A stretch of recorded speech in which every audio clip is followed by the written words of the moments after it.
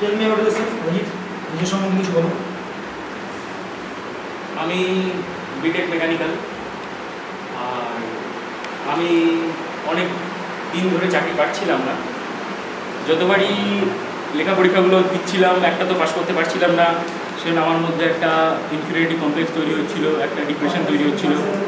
কিন্তু লাস্ট মুহূর্তে যখন একটা চাকরি পেলাম, তারপর নিজেকে প্রুভ করার জায়গা পেলাম, তখন আমি বুঝতে পারলাম না আমার মধ্যে অনেক কিছু রয়েছে যেগুলো আমি হয়তো নিজেও জানতাম না, যেগুলো সেই জায়গাগুলো থেকে আমি নিজেকে প্রুভ করতে পারবো। অরিজিৎ, আমার প্রথম কথা হচ্ছে তুমি নিজের ইন্টারভিউতে এসে তোমার এখানে লেখা আছে দেখছি সেকেন্ড কোশ্চেনে, what is special about you which we can find in other Roadies. তুমি লিখেছো হতাশাজনক এবং বাওয়ালবাজ, দুটো কিন্তু একসাথে যায় না। যে হতাশা কী করে বাওয়ালবাজ হবে?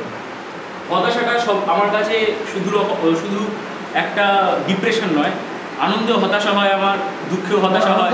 আর you psycho? Yes, I am. You are psycho? Yeah. আরে তুই কি পাগল চোদা? Then what the fuck you are doing here? কি করে কথা শুনছ তুই? Yeah, if I am not psycho then I will not be Roadies. সাইকোরা রোডিসে আসে? হ্যাঁ, তুই মাথা খারাপ হয়ে গেছে, গান্ডু নাকি তুই? অন্য সাইকোরা আসে না, কিন্তু আমি আসি, এটাই আমার স্পেশাল। অন্য সাইকো মানে তুমি বাকি সবাইকে সাইকো বলছো? বাকি সবাইকে সাইকো আমি বলিনি তো। তাহলে কাকে বলছো? বলছি যে আপনারা কি বলছেন আমরা কি সাইকো? আমরা এখানে বালচিতে বসেছি। অন্য সাইকোদের, আপনি বললেন যে অন্য সাইকোদের কথা, আমি বললাম অন্য সাইকোরা আসে না রোডিজে। আচ্ছা, তুমি এখানে লিখেছো তুমি কেন রোডিজে আসতে চাও, কি কেন? কারণ আমি নিজের ক্যাপাবিলিটি দিয়ে জিততে চাই, আর আপনাদের সঙ্গে কিছুটা সময়। একটা সাইকো কি ক্যাপাবিলিটি থাকতে পারে? আমাদের একটা কি ধরনের টাস্ক হয় তুমি জানি, physical task too can do, psycho can do a physical task, but mental যে পলিটিক্সগুলো হয় একজন সাইকো কি সেটা হ্যান্ডেল করতে পারবে বলে মনে হয়? সব সাইকো না পারতে পারে, কিন্তু আমি পারবো। তুমি রোডিজ হওয়ার জন্য এতগুলো কারণ কেটেছো কেন? মানে তুমি শিওর ছিলে না কেন রোডিজ হতে চাও? ওটা বাংলা লিখবো না ইংরেজিতে লিখবো বুঝে পাচ্ছিলাম। কিন্তু সত্যি সাইকো। আচ্ছা, তুমি লাইফে এক্সাইটিং কি করেছো আজ অবধি ফার্স্ট লাইফে? ফার্স্ট লাইফে এক্সাইটিং বলতে, আমরা একবার বিএসএফ ক্যাম্পে ক্লাস 9-এ যখন পড়তাম তখন বিএসএফ ক্যাম্পে গেছিলাম। সেখানে রোপ ক্লাইম্বিং হয়েছিল, বিএসএফদের রোপ ক্লাইম্বিং হয়েছিল। ওখানে সবার আগে উপরে উঠেছিলাম এবং সেইখান থেকে সবার আগে নিচে নেমেছিলাম, এবং ওখানে গ্যাস চেম্বার ছিল। বাঁদরের অনেকটা লক্ষণ দেখা যাচ্ছে। তাহলে সব বিএসএফ বাঁধ করতে হবে, সব বিএসএফ বাঁদর? আপনার কথা অনুযায়ী তাহলে তাই।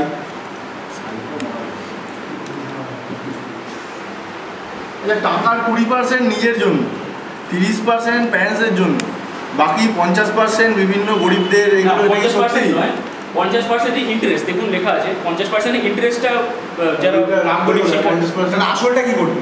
আসলটা লেখা আছে, ওটা ফিউচারের জন্য রাখা থাকবে। যদি কখনো আর্জেন্ট কোনো রকম কাজে লাগে, সেটা আমি এই মুহূর্তে বসে ফিউচার ওয়ার্ল্ডের। তুমি নিজেকে সাইকো বলছো, এদিকে তুমি সাধারণ মানুষদের মতো কথা লিখছো। Leave it. What about your sex life? Nothing special. Nothing special? Sex মানুষের সব থেকে মানে আনন্দদায়ক জিনিস, সেটা তুমি কোনো স্পেশাল খুঁজে পাও না? এখন অব্দি সেক্স লাইফের মধ্যে আমি ইন্ট্রোডিউস হইনি। Yeah. You have? You didn't have sex with her? No. জুদিস নি কাউকে? না। You didn't even kiss?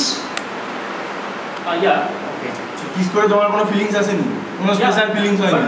Actually আমার মধ্যে একটা এথিক্স রয়েছে যে বিয়ের আগে আমি সাইকোদের এথিক্স আছে। বিয়ের আগে আমি ফিজিক্যাল রিলেশনশিপ তৈরি করতে ইচ্ছুক নই, সেই জন্যই আপাতত পড়াহাব দিয়ে চালাতে। 32 বছরে গিয়ে বিয়ে করার পর চুদবি তুই? তার আগে পড়াহাব থেকে চালাতে হচ্ছে।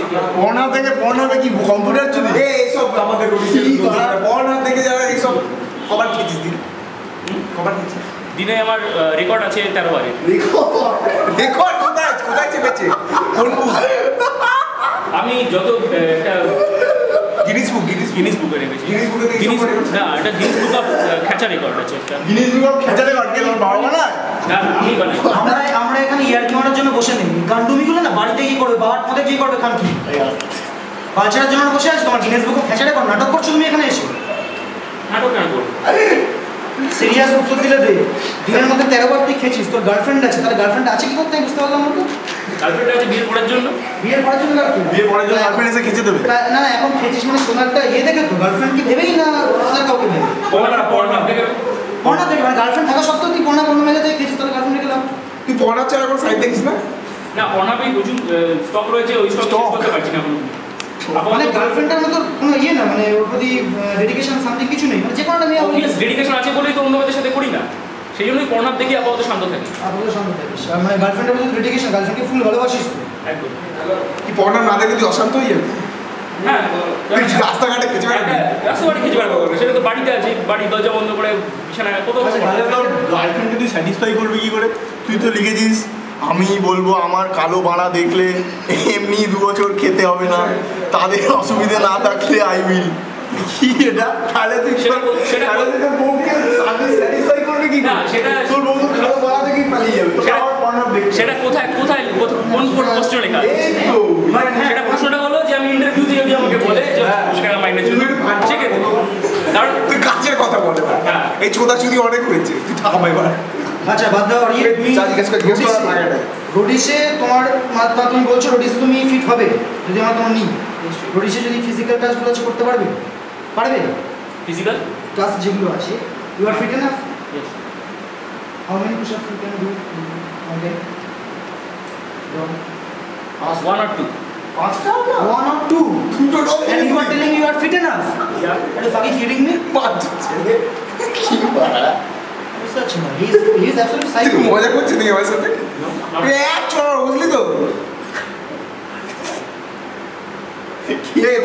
এর সাথে কথা বলে লাভ নেই, একটা কি দুটো সিট আপ আচ্ছা ঠিক আছে, তুই দুটো দিয়ে দেখা, একদম পারফেক্ট সিটার একটু আমাকে দেখিয়ে দিতে হবে, কেমন সিটআপ দিতে হবে। দেখি লো যা বাড়িয়া পড়াবে দেখে যেরকম ভাবে চোদে, ডগি পুষে চোদে যেরকম সেরকম ভাবে ভাই থেকে বাবাকে বল। ফাঁকা দে হালকা অনেক সময় আছে আমাদের।